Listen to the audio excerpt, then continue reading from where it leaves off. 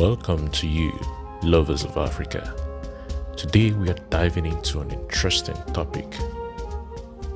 Did you know that in a town called Ukwu in present-day Anambra State of Nigeria, some of the world's most extraordinary ancient treasures were discovered?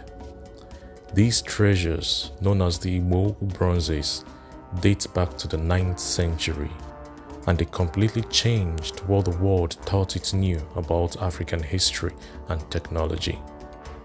The story begins in 1938 when a farmer named Isaiah Nozie was digging a well in his compound at Ukwu.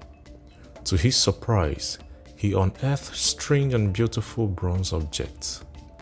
Years later, in the 1950s and 60s, professional archaeologists led by Charles Thurston Shaw carried out full excavation at 3 nearby sites, now called Igbo Isaiah, Igbo Richard, and Igbo Jonah. What they uncovered stunned the world. More than 700 bronze, copper, and iron artifacts were found, along with nearly 165,000 glass and carnelian beads, pottery, ivory, and even traces of ancient textile. There were ritual vessels, pendants, crowns, swords, fly-whisk candles, and the famous roped pot, a bronze casting that perfectly imitates a clay pot wrapped in a rope net. The level of detail was so precise that some objects looked like they were woven or stitched, but they were actually cast in solid metal. How were they made? The Igbo bronzes were created through a form of lost wax casting, likely using lactase instead of beeswax.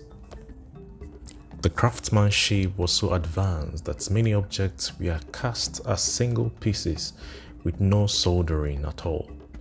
Metallurgical studies show that the artisans used distinctive alloy recipes, sometimes with silver content, which prove a highly developed local tradition of metallurgy.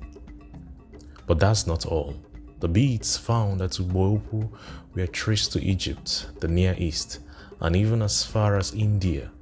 This shows that over 1,000 years ago, Igbo land was connected to long-distance trade networks that spanned across Africa and beyond.